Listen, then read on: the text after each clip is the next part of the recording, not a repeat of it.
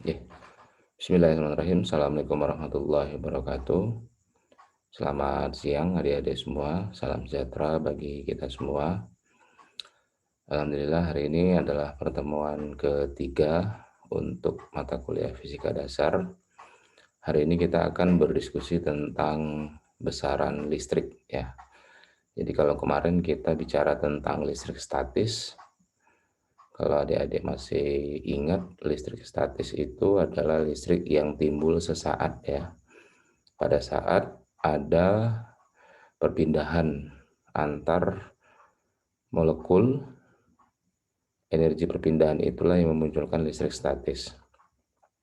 Tetapi sifat listrik statis itu sifatnya adalah sesaat ya. Contohnya kemarin ada petir, kemudian adanya kertas yang menempel di penggaris begitu ya. Nah, hari ini kita akan berdiskusi tentang apa itu yang disebut dengan besaran listrik. Ya, oke. Jadi kalau listrik itu sebenarnya secara sederhananya adalah kita menggunakan analogi air ya. Kalau adik-adik bisa lihat di sebelah kanan ini adalah tandon air ya, atau tempat penyimpanan air. Kemudian di bawahnya ini adalah pipa ya yang mengaliri. Kemudian di sini ada kran ya. Kemudian yang di bawahnya ada bak ya. Jadi bisa dilihat ada tandon, ada pipa ya, kemudian ada kran, kemudian ada bak penampung. Nah, analogi air ini bisa kita umpamakan seperti listrik ya. Jadi di sini ada arus, ada tegangan dan ada daya ya. Tegangan itu disebut dengan beda potensial ya, yaitu sama dengan seperti ketinggian titik air ya. Jadi semakin tinggi ya posisi tandon ini, maka beda potensialnya akan semakin tinggi atau tegangan juga semakin tinggi. Nah, kemudian air diumpamakan sebagai arus ya. Jadi air yang melewati pipa kemudian mengalir melalui keran, melalui bak, ini disebut dengan arus ya. Jadi semakin besar pipa berarti apa? Semakin besar arus yang mengalir atau air yang mengalir ke dalam pipa tersebut ya. Kemudian bak mandi diumpamakan sebagai tahanan atau beban atau resistor, dan daya diumpamakan tenaga semprotan ya. Berarti apa? Tenaga semprotan air itu disebut dengan daya. Daya dipengaruhi berarti apa? Adanya ketinggian ya, beda ketinggian atau beda tegangan, kemudian besarnya pipa begitu ya. Jadi perumpamaannya seperti itu. Nanti kalau adik-adik belum memahami ya apa itu perbedaan arus, perbedaan tegangan dan perbedaan daya, nanti bisa dilihat kembali ya, dibolak-balik saja ini videonya gitu.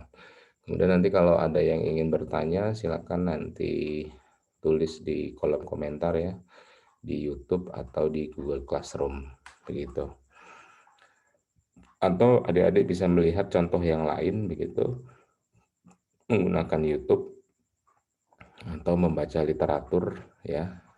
Di sana akan ada banyak perumpamaan untuk membedakan arus, membedakan tegangan dan daya. Begitu kira-kira. Oke, saya lanjut ya. Harapan saya adik-adik sudah mengerti ya. Kemudian contoh berikutnya adalah cahaya filamen kawat ya. Jadi kalau adik-adik pernah lihat ya lampu pijar ya warna yang kuning. Kemudian kalau kita lihat di dalamnya itu ada semacam sinar ya kuning gitu. Sinar kuning itu dihasilkan dari lilitan kawat yang berada di dalam lampu pijar tersebut atau kita sebut dengan filamen kawat ya. Cahaya filamen kawat tipis dalam bola lampu disebabkan oleh arus listrik melewatinya. Energi listrik diubah menjadi energi panas ya. Energi panas, ingat kemarin ada tumbukan antara elektron akhirnya menghasilkan energi ya. Kemudian dia bergerak pada kawat yang menyebabkan temperatur kawat menjadi semakin tinggi. semakin tingginya itu sehingga panas yang dihasilkan tinggi, cahaya yang dihasilkan juga semakin tinggi, ya, atau sehingga dia bersinar. Nah, kalau kita lihat lampu-lampu tersebut kan mempunyai satuan watt ya. Jadi semakin besar wattnya, biasanya lampu itu akan semakin terang. Misalnya ada lampu 5 watt, ada lampu 20 watt gitu ya, ada lampu 100 watt gitu ya. Berarti apa? 100 watt, 50 watt, dan 2 watt itu merupakan satuan ukuran arus yang mengalir di antara filamen kawat tipis tersebut. Begitu. Berarti apa? Semakin tinggi arus yang mengalir, berarti temperatur temperatur yang dihasilkan juga semakin tinggi, dan apabila temperatur yang dihasilkan semakin tinggi, maka cahaya yang dihasilkan juga semakin tinggi. Jadi begitu ya analoginya. Itu contoh yang kedua. Kemudian kalau kita lihat di sini definisi dari arus listrik ya. Arus listrik itu adalah aliran dari muatan listrik dari satu titik ke titik yang lain ya. Nah, cara dia berpindah itu melalui apa? Cara dia berpindah itu melalui kabel ya. Kabel. Jadi dia berpindah dari muatan listrik ke titik A ke menuju ke titik B. Kemudian arus listrik itu dihasilkan dari rangkaian ya.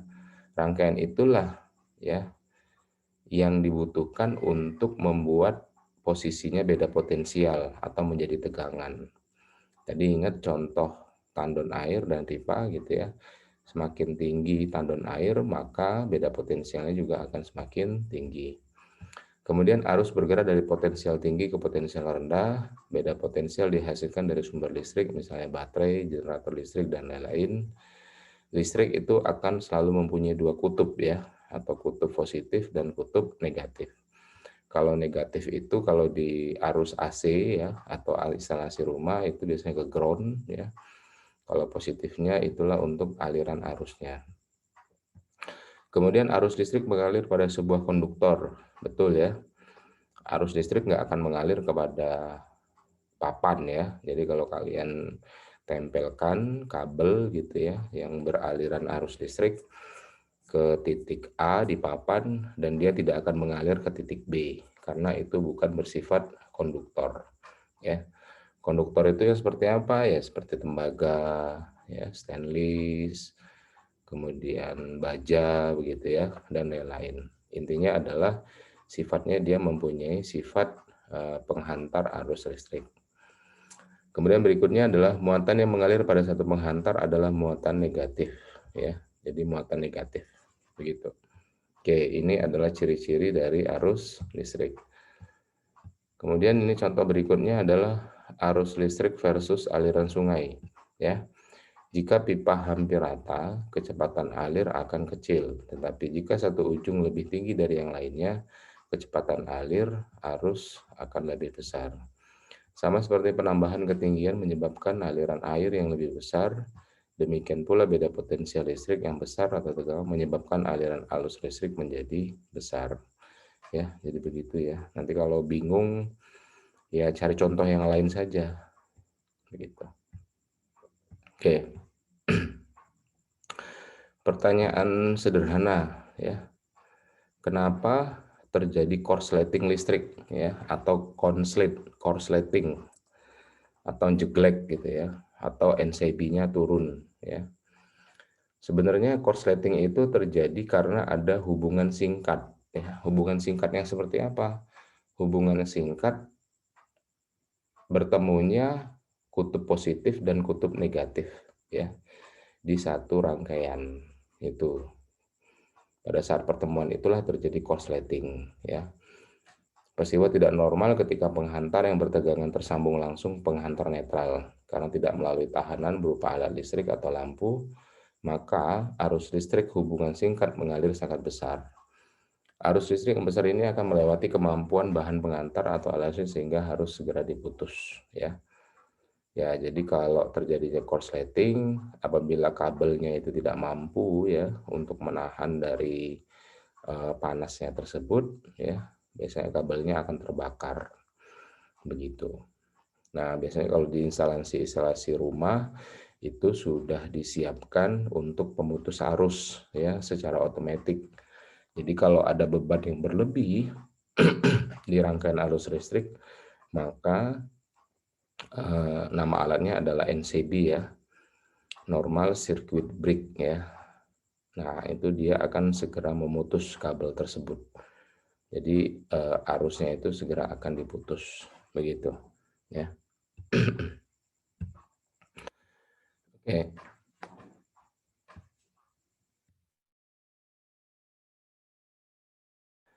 lanjutkan.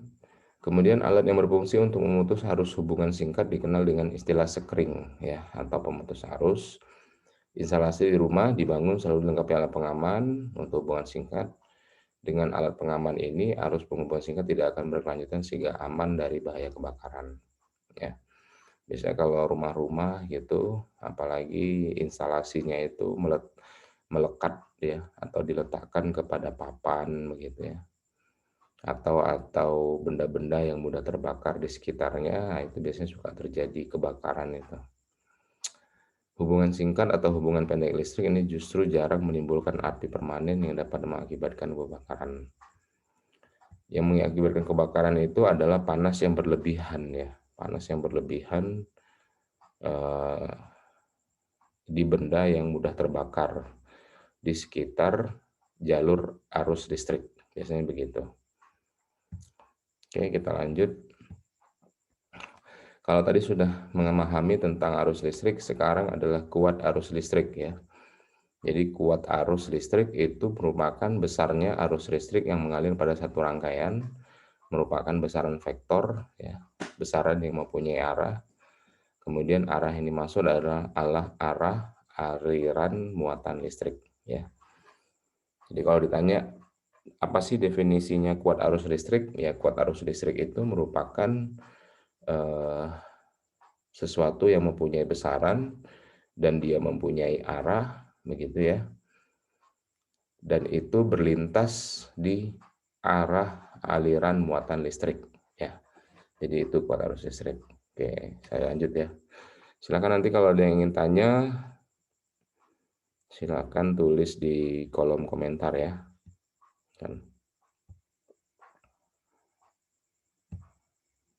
Oke. Ini ya, rumus dasarnya ini. Kuat arus listrik itu rumus dasarnya adalah I ya, satuannya ampere, kemudian Q ya, jumlah muatan dibagi waktu ya. Jadi jumlah muatan dibagi waktu itu sama dengan kuat arus. Kemudian ini jenis arus listrik ya. Jadi jenis arus listrik itu kalau adik-adik bisa lihat di sini, yang pertama itu adalah direct current ya atau arus DC. Arus DC itu adalah arus baterai ya. Baterai ya baterai apapun ya.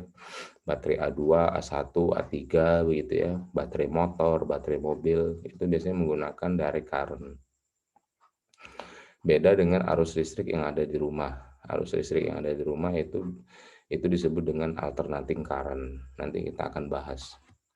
Nah, arus listrik yang mengalir secara sisa arah dari titik yang memiliki potensial tinggi ke titik yang potensial rendah. Arus listrik yang nilainya tetap atau konstan tiap satuan waktu ini adalah baterai ya atau accumulator atau ECU ya. ECU. Tapi kita sebut biasanya baterai. Baterai ya baterai semua sama ya, kita sebutnya baterai sama. Kemudian jenis arus listrik yang kedua adalah alternating current. Arus listrik yang besar dan arahnya berubah-ubah berbentuk gelombang sinusoida ya. Sinusoida itu yang melengkung-lengkung ya. Ini contohnya adalah arus listrik dari PLN ke rumah-rumah. Ini alternating current. Kemudian tegangan listrik atau beda potensial, ada perbedaan potensial antara dua titik. Tegangan listrik merupakan ukuran beda potensial yang mampu membangkitkan medan listrik sehingga menyebabkan timbulnya arus listrik dalam sebuah konduktor listrik. Satuannya tegangan itu volt ya, V ya. V besar ya, bukan V kecil ya. Kemudian makin tinggi tegangan, maka makin tinggi arus yang akan mengalir. Betul. Oke, ini saya lanjut. Ini ya, rumus tegangannya ini. Jadi V I kali R ya, atau V kuadrat Pi kali R. V itu adalah tegangan, I adalah arus, R itu resistansi atau hambatan atau ohm, kemudian Pi itu adalah daya. Jadi nanti tolong diingat-ingat kembali ya rumus-rumus dasar seperti ini, karena memang rumus dasar inilah yang menjadi pegangan awal pada saat kita menyelesaikan permasalahan-permasalahan di dalam rangkaian arus listrik ya. Jadi nanti kalau kita sudah memahami persamaan dasarnya, mudah-mudahan nanti untuk memahami turunan dari persamaan dasarnya itu tidak terlalu susah ya. Tetapi kalau dasarnya sudah tidak tahu, ya biasanya nanti kebingungan untuk turunan dari persamaannya, begitu ya. Oke, saya lanjut. Pertanyaan sederhana berikutnya ya. Kenapa sih kita itu bisa kesetrum? Gitu. Ya, mungkin ada yang bisa menjawab kenapa kita bisa kesetrum. Oke, betul ya. Jadi karena kita tersambung ke ground ya. Kesetrum itu terjadi pada saat rangkaian alternating current ya, bukan rangkaian derivative current. Karena ada tegangan listrik dan kita menjadi konduktornya ya, penghantarnya ke bumi. Jadi benda-benda yang kita gunakan di tubuh kita itu bisa menghantarkan ke ground ya. Tubuh kita terdiri dari air dan mineral yang berfungsi sebagai konduktor. Setiap kita menyentuh sumber listrik, kita akan kena setrum. Hanya saja tidak akan terasa jika voltage-nya kecil. Setruman voltage kecil akan terasa jika kita mengetesnya dengan lidah, walaupun hanya 3 volt ya. Jadi begitu ya. Jadi kesetrum itu gara-gara tegangannya ya. Semakin besar, semakin terasa kesetrumnya. Dan tubuh kita ini merupakan penghantar untuk ke ground-nya. Jadi kalau adik-adik pengen nggak mau kesetrum ya gunakan sepatu yang memang anti listrik ya, anti ground. Biasanya di toko-toko alat-alat listrik itu banyak ya. Jadi kalau cuman mengganti 1-2 lampu gitu ya, itu sebenarnya tidak perlu dimatikan itu NCB-nya. Jadi bisa kita lakukan, tetapi ya bahaya sih ya. Saran saya tidak usah, mendingan matiin saja NCB-nya, kemudian baru beraktivitas perbaikan untuk di arus listrik.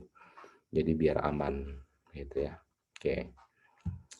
Saya lanjut ini, kalau tadi tegangan sekarang daya ya. Daya itu adalah jumlah energi yang diserap atau dihasilkan dalam sebuah sirkuit atau rangkaian. Sumber energi seperti tegangan akan menghasilkan daya.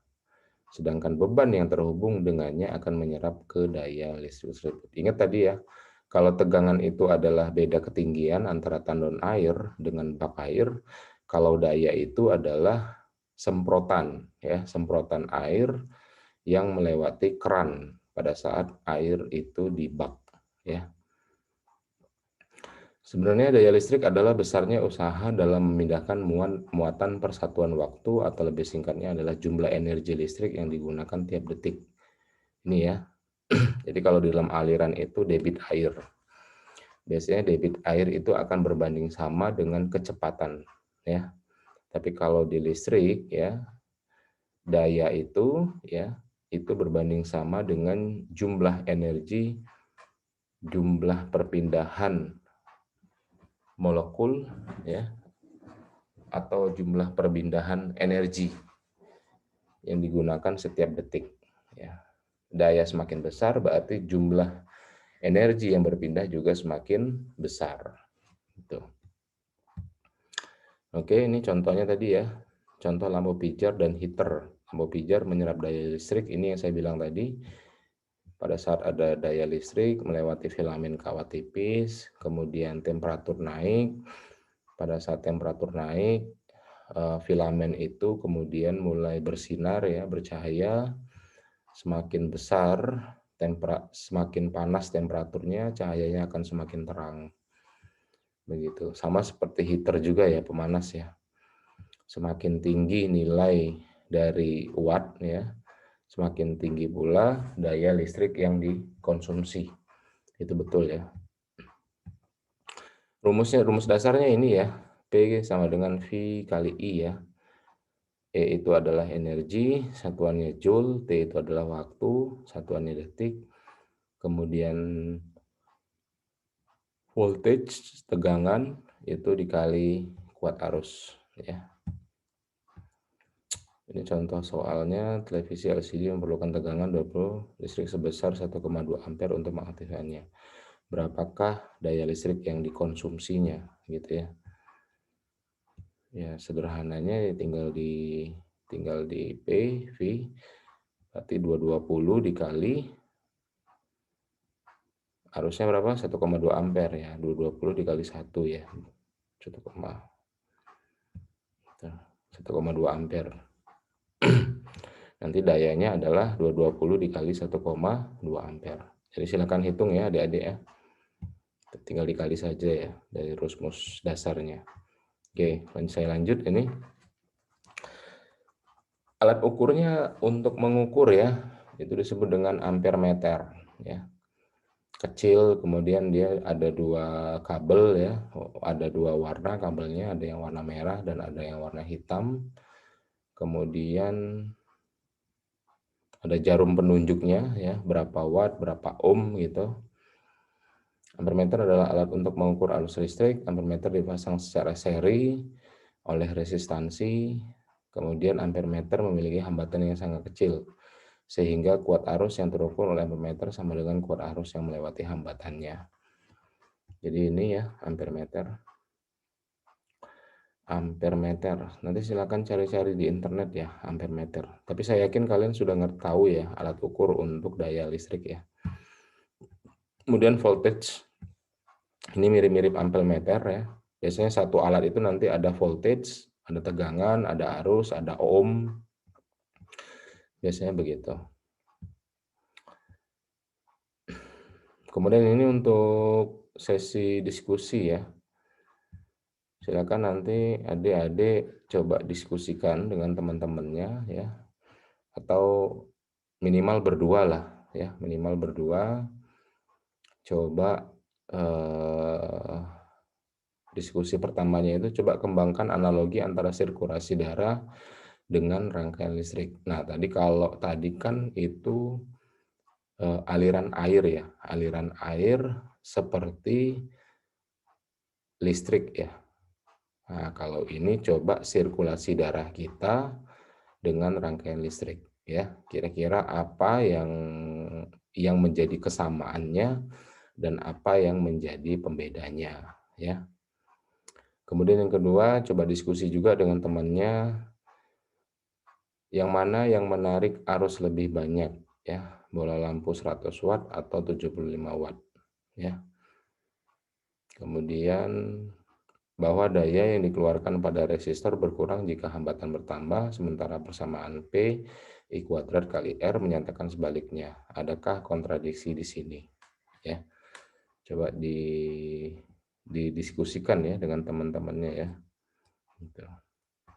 Kemudian diskusi berikutnya, jika Anda memuati sisir saku dengan menggosok ini sampai tangan sutra, bagaimana Anda menentukan apa itu berwarna negatif?